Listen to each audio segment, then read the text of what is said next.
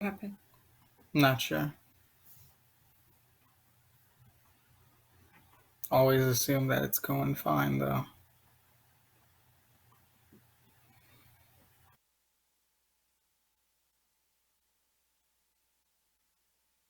Welcome to the Fight Against Free Kill Laws with Ed Salazar, where we give a voice to those who have suffered firsthand from medical malpractice.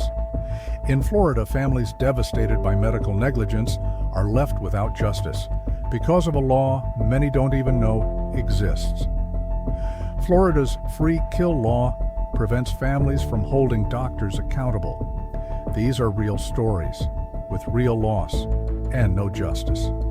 Contact Ed at 561-239-2417 or visit afreekill.com. Today we uncover the truth, share real stories, and demand change.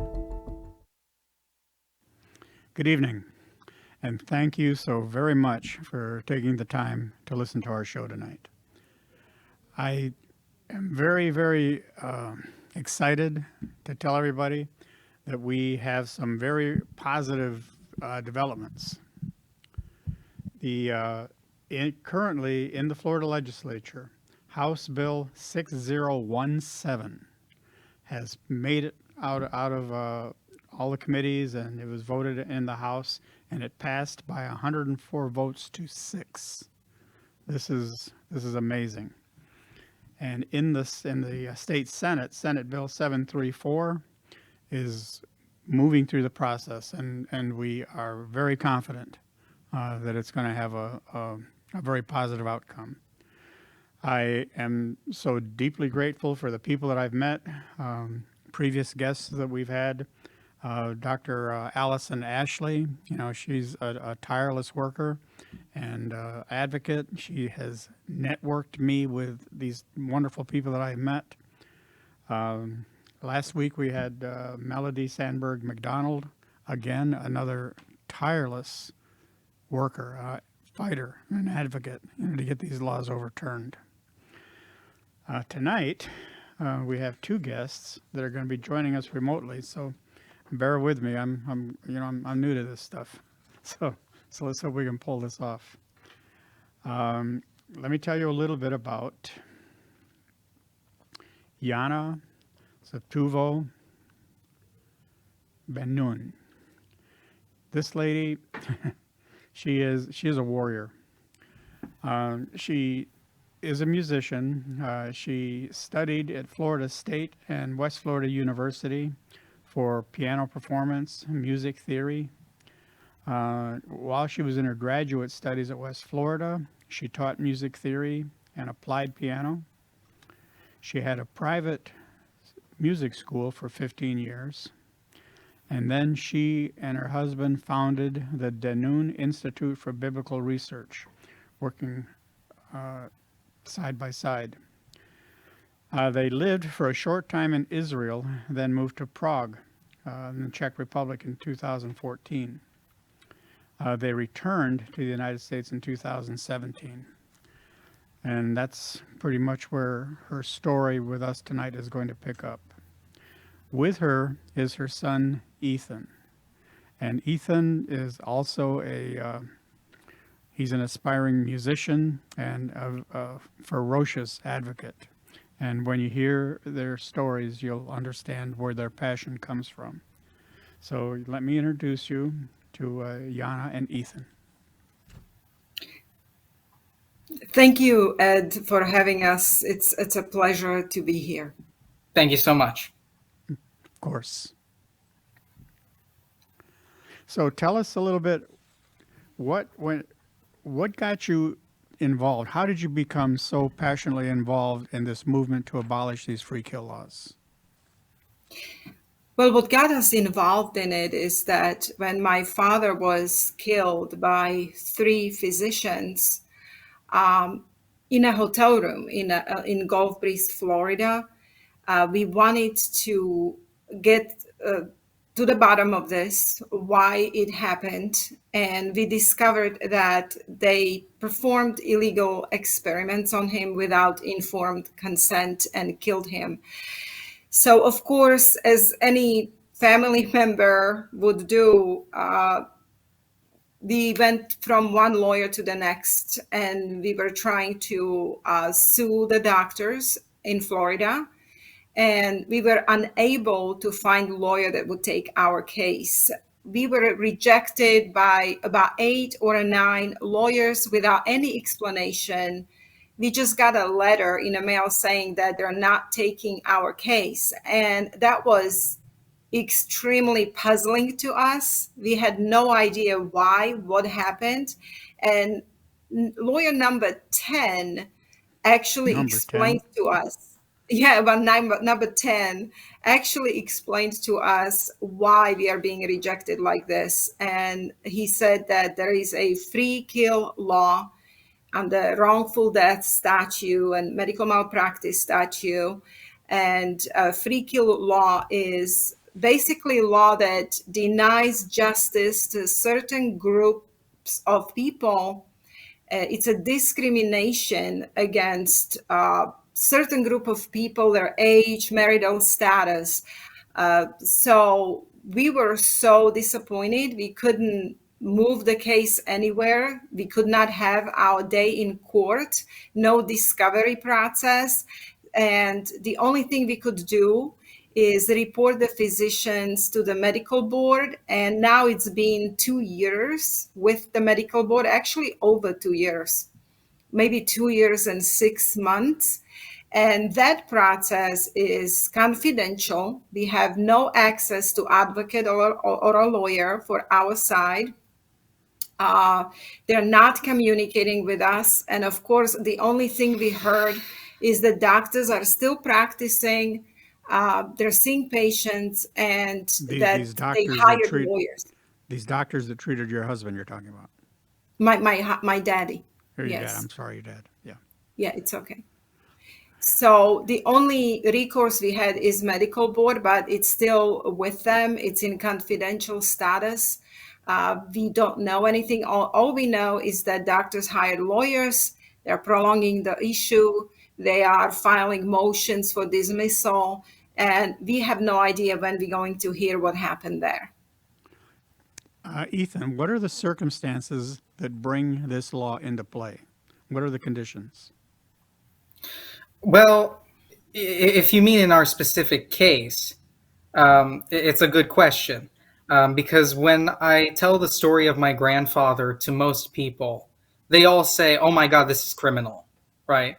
They say that this is like totally beyond just regular medical malpractice, and what these 2 Florida physicians did to him is like so horrific that it's criminal, right?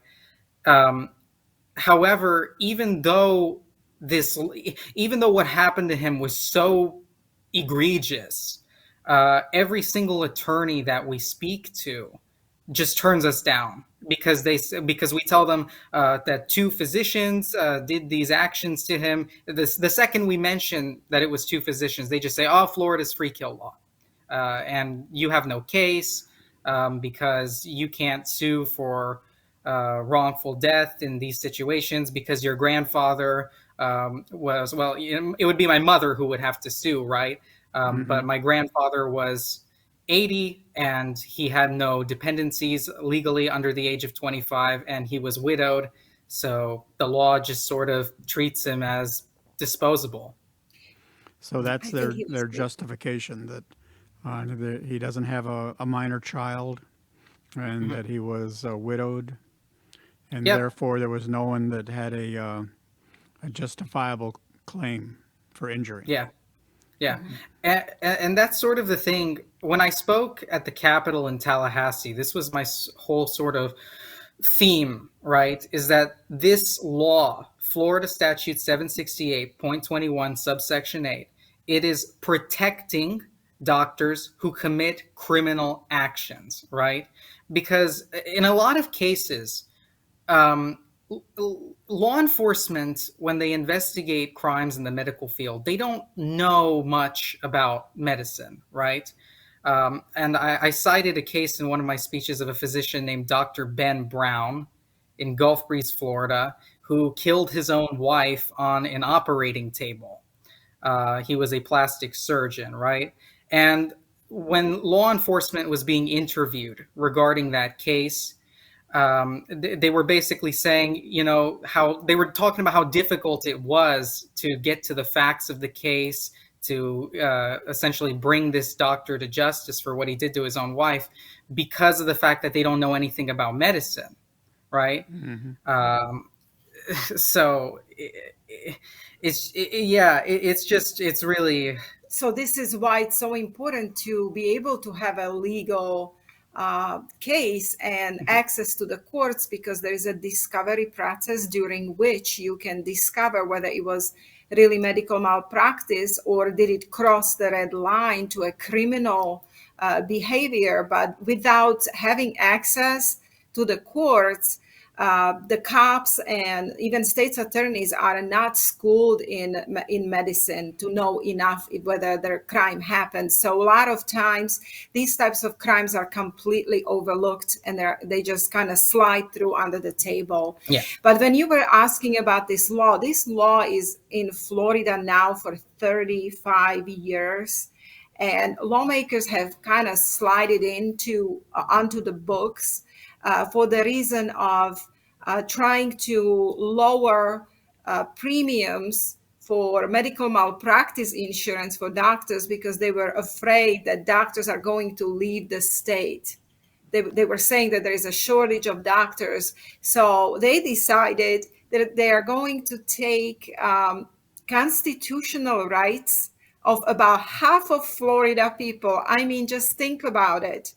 How many people in Florida are over the age of 25 that are still not married and don't have any children? They are all free kill. Elderly are majority of people put in danger. I mean, this is when Most you susceptible population. the most susceptible, and how we treat our elderly people. This is basically showing a morality of a nation, and they're putting these people in tremendous danger, treating them as disposables. Or how about people who have disabilities, like autistic individuals? Autistic children grow up to be autistic adults. And in a case of our friend Dr. Mahaffey, that came also to advocate for us to repeal this law, she has a 33-year-old autistic son, Patrick, and he requires care. She takes care of him. He is 33 years old. Of course, he is not married. He never will be married, and he has no dependencies or children under the age of 25. So he's a classic example of a free kill person in a state of Florida. So this is a highly discriminatory law, and it's highly unconstitutional.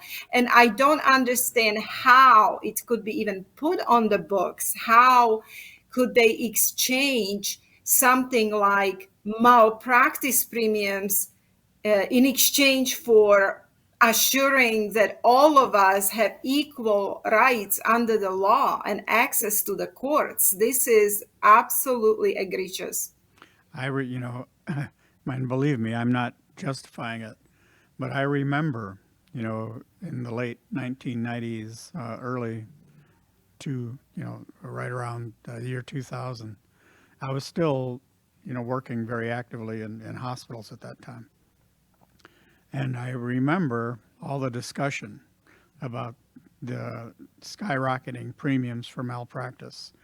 And I remember a lot of physicians saying that they weren't even going to carry malpractice, that they were just going to post a bond, and that was it. That's all the state would require, and they could have a license.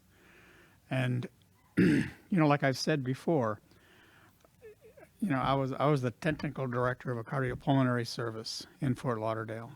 So I got to see firsthand how much resource hospitals have to devote to protect themselves from many times very frivolous lawsuits.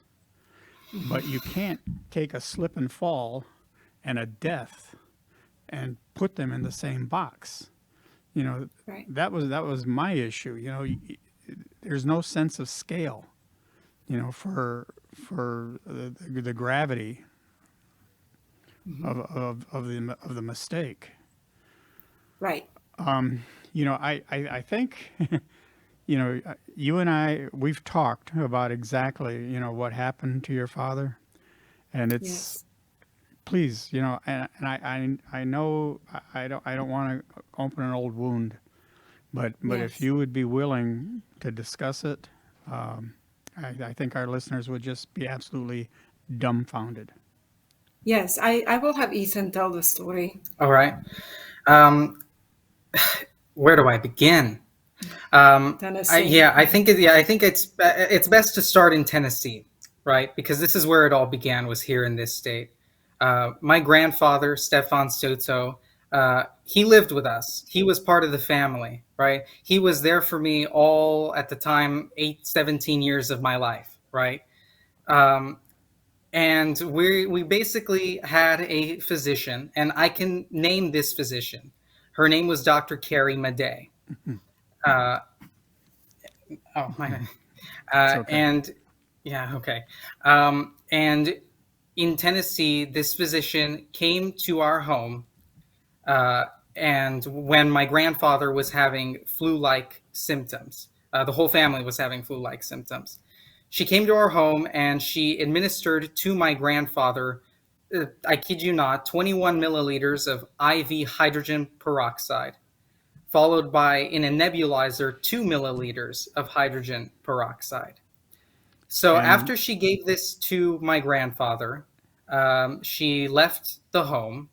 My grandfather's condition began deteriorating. We had no idea at the time why my grandfather was deteriorating. did she We explain why she was doing this? What was her rationale? well, She is a DO, doctor of osteopathy, and she said she has some very good treatments uh, for COVID. And of course, we did this home test for him. He was negative for that particular illness. However, she said it's still that illness without having proof. And she said she has a very good treatment for it. That's a natural treatment. And she administered 21 milliliters of hydrogen peroxide IV. That was inside of an IV bag in a 500 milliliters of dextrose. So it was kind of like a diluted solution, but still, after my father died, actually, we found out that it is about 80 times higher than oxidative therapy practitioners would ever use. So large amounts of hydrogen peroxide plus nebulization with extremely wrong, high amounts of toxic amounts of peroxide without proper dilution of saline. So my father deteriorated. As Ethan says, we didn't know what's happening. We eventually wanted to take him to the hospital. However, my husband, he called his friends, physicians in Florida, who told him not to go to the hospital. He said that the hospital had certain protocols and isolation rules, and that we would not ever see our father again. So we were very scared, and he and a female physician from Florida who owns a clinic, private outpatient clinic in Gulf Breeze, Florida. She invited my husband to bring my father to their clinic for the care, and they said they're going to help him. So my husband drove my father for 9 hours and brought him to that clinic. And this physician continued the first physician's protocol prescription, because first physician also texted the protocol for 5 more times. So they continued on him this protocol. And then the male doctor said that he has another protocol of another oxidative therapy, which is called raw ozone gas. So he administered 30 milliliters of raw ozone gas. Ozone gas? Raw ozone gas. The actual syringe looked empty, and he was slowly pushing it into the IV. And so my father was then taken to the hotel that was 2 minutes away from the clinic, because they said he needs to come back in the morning for more treatments. But at that point, he got so weak and so bad off, my husband couldn't pick him up anymore because it was so hard on him. So the doctors said that they will agree to bring the infusion to the hotel room, and that's exactly what they did. And they infused him with more peroxide and more ozone gas in a hotel room. They called it safe treatment. And a physician, This I was checked her gas. This was website. an air that they were pushing into the IV? Yes. The male physician claimed that it has no nitrogen in it and it's safe. And the female physician, I checked her website out, and she was actually advertising. It wasn't a formula written out, but it was an advertisement on her website for ozone gas and for hydrogen peroxide IVs. And she said they're good for cancer, they're good for infections and immunity. So when I saw that website, I kind of really believe that I am having my father in the best hands of actual MDs. They were medical doctors, not doctors of osteopathy.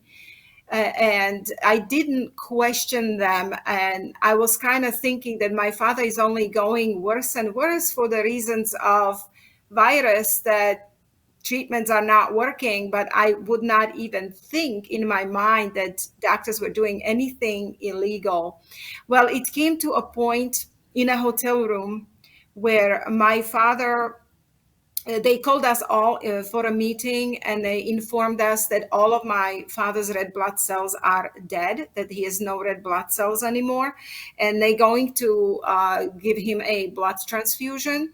So at that point, the nurse that was in a room and my son Ethan requested that they take him to the ER.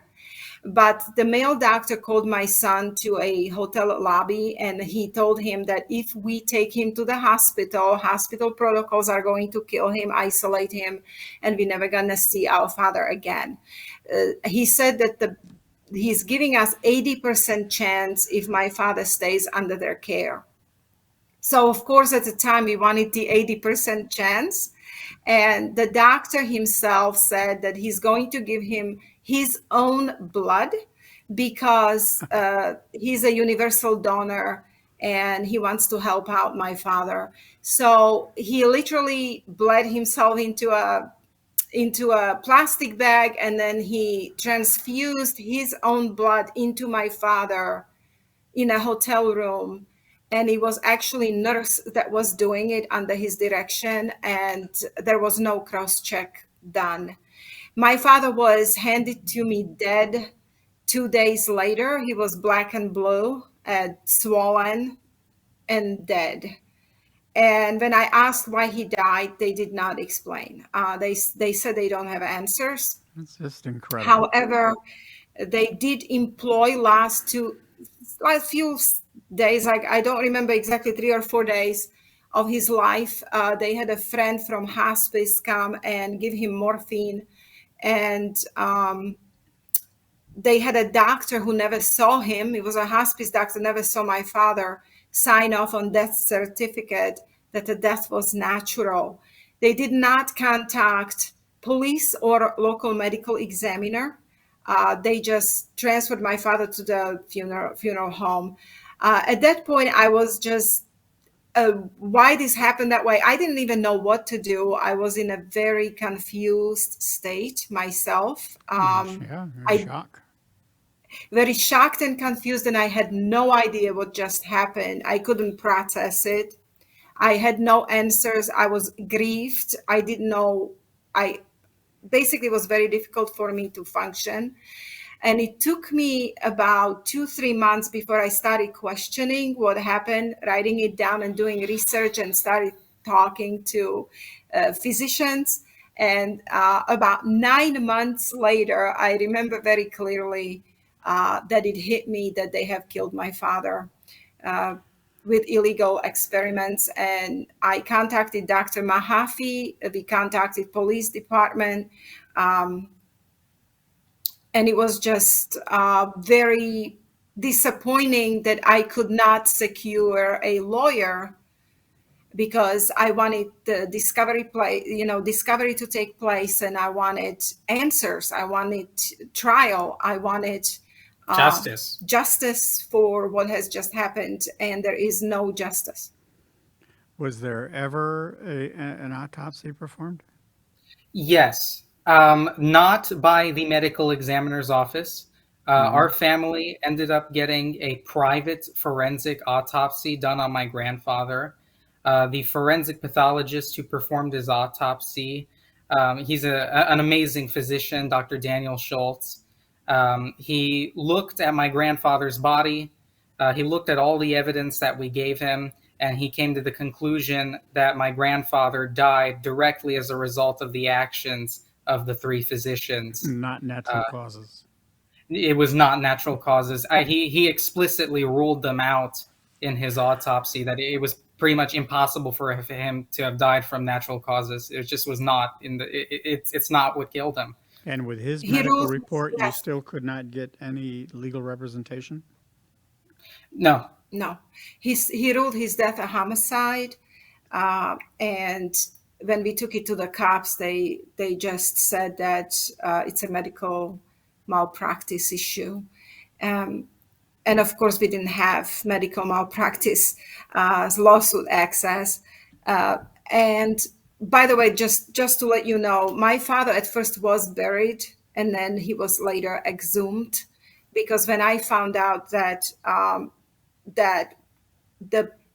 what they have done to him, what therapies they used are basically illegal, and they are very dangerous toxic chemicals in large amounts, and non-cross-check blood transfusion is illegal as well, and very questionable how they done it in a hotel room. I had my father exhumed on my own money. Basically, I paid for exhumation, and I secured forensic examiner. Now, this was how long ago? My grandfather died on December 23rd, 2021. And he was exhumed October 2023. He was embalmed. So really, since that time, you folks have been fighting for this. Yes. How many times would you say you've been in Tallahassee addressing the legislature? Now it's been how many times? It was 4 times, but now we are going tomorrow again, and there will be another. We are awaiting vote in the Senate on Thursday, and as you explained, the vote in the House went by very smoothly. It was a victory, and Thursday or Friday, we don't know exactly date yet, but we know it's either this Thursday or Friday, they're going to vote in a Senate. Now, Senate is going to be a little bit more difficult because there is more because opposition. that's where the lobbyists really come down hard. Listen, I'm terribly sorry, folks. Maybe we can continue this another time, but we're running out of time. But what I will do is, first of all, thank you so very much for your time and for the courage to share your story with us. And also, if you don't mind, we will post some links so that anyone who's interested can view the testimonies that you presented. Would that be okay? Okay. Yes. Yes. Okay. All right. Thank you very, very much for your help and your time. And, thank you, everyone for taking the time to listen to this. It's a very important story, and the battle continues to be carried on. Thank you very much. Thank you for watching The Fight Against Free Kill Laws with Ed Salazar, where we interview those who have dealt firsthand with medical malpractice. Families are devastated by medical malpractice and left with no justice. This isn't just a loophole. It's a failure to protect the ones we love. It's time to change the law. It's time for accountability. Contact your state legislatures, visit afreekill.com for more information on how to help, or contact Ed at 561-239-2417. Because every life should matter. Thank you for watching The Fight Against Free Kill Laws with Ed Salazar.